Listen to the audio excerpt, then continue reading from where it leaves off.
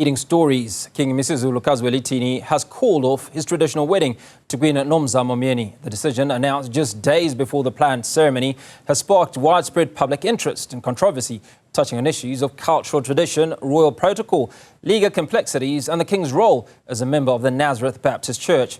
The cancellation not only highlights internal tensions within the royal family, but also raises questions about the broader implications for the Zulu monarchy and its standing in contemporary South Africa. He's also fired his spokesperson, accusing him of neglecting his duties. And for more on this conversation, we're joined by cultural expert, Professor Sihawukele Ngubane. Professor Ngubane, I appreciate your time. Thanks so much for speaking to us. Obviously, many issues around what's transpired in the Zulu kingdom. What for you seems to be odd?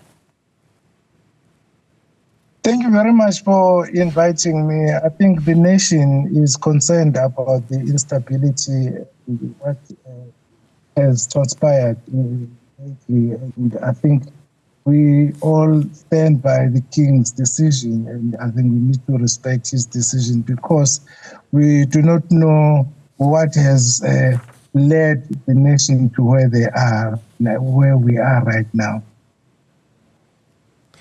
So how do we normally expect the King to navigate family issues that are occurring? Because should it all be in the public domain? Is the King getting the right sort of advice? I mean, has this happened before? No, not at all. The King traditionally used to have a confidant, a person that is close to the King, so that when he takes decision, not a unilateral decision. This dates back to the former kings. They had people that they trusted, and also above the confidants, there is a family, the royal family, because the royal family gives the name to the nation that this is your king. So when things are like this, I think the family needs to gather time to talk to the King and advise the King, because at the moment there's a void since the passing on of the former Premier of KwaZulu, Dr. Chelezi, and the successor was also fired, and there's no Premier at the moment, and there's no the King's Council. The King's Council advises the King before decisions are being.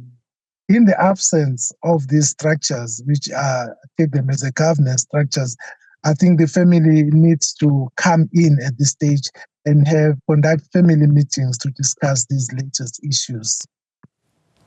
Now, Prof, you raise an important issue, and that's the issue of the family coming in order to discuss these issues. But we know that the family is not united at the moment, evidenced by many issues that are happening, court battles that are taking place. Just how does the King navigate this territory at the moment? At the moment, you are right. You are right. The observation is correct. There is disunity within the family. But beyond that, there are senior members of the family. I think the senior members must take the initiative to approach the King and have a very strong discussion with the King in the absence of the unity. Because even the disunity that exists currently is the cause of all these decisions that are happening. Apparently, what we see and what we read from social media is caused by the fact that there is no advisor, there is no structure that supports the King. So the King needs a support structure, and this should come from the senior members of the family. Now, Prof, one of the things that we've talked about, certainly in the intro, is that the King obviously has called off the impending marriage to the Queen. At what point does the Queen become the Queen? Because obviously she's been bestowed that honour of Queen. The marriage is being called off because certain ceremonies which were due to be held have now been cancelled, and it seems to be confusing many people. Yeah, it's quite confusing. But once the lobolo has been paid, that becomes a confirmation of the relationship, which has already taken place. Already, when every necessary rituals are conducted, the queen becomes legitimate. So the wedding was going to be the last rite of passage or formality of the whole process. So on the 26th of January, we have seen the confirmation of the marriage and the agreement. But now, since this wedding is called off, it means the relationship has ceased to exist because it's not postponed, but it is called off.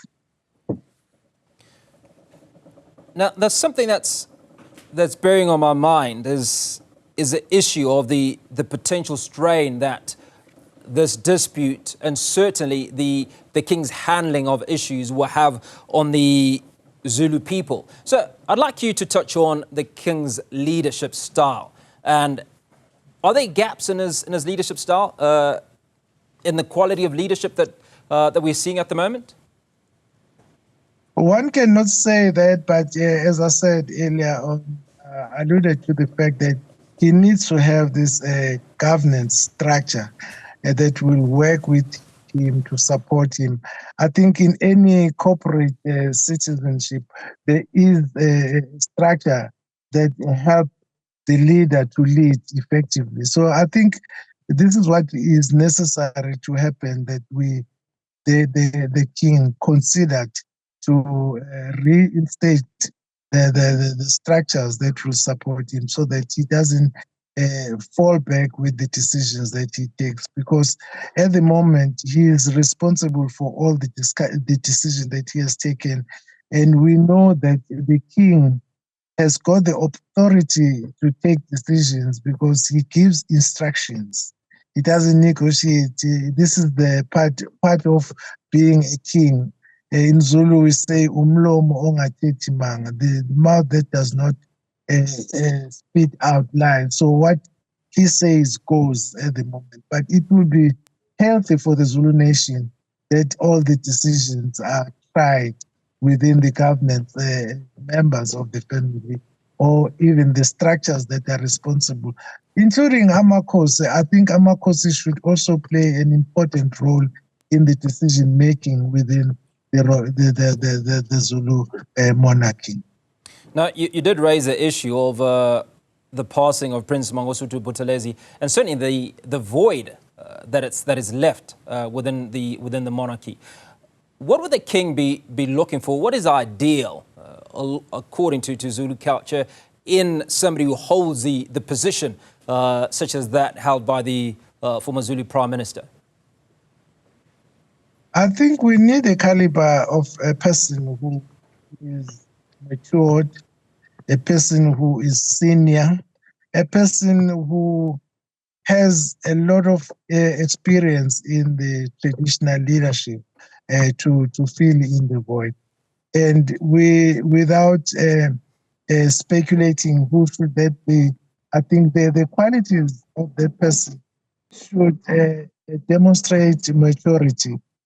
As you know, that it's not an appointment, it's not a job, but it is the prerogative of the king to choose and select that type of a person. I think the successor should be somebody who is senior and who's been in the game of traditional leadership, so that he can ensure that there is ethical leadership and effective leadership of the Zulu nation. Now, Professor, just how drastic? Okay, so the decisions that the king has made have obviously been drastic in calling off the impending wedding, and obviously the sacking of the spokesperson. Just what is it that's likely to have led to the king making these decisions is the question I'm trying to ask. Yes, you are asking this question to a wrong person. I'm just assessing the situation because we really don't know what led to this decision, because all these things are happening so dramatically overnight.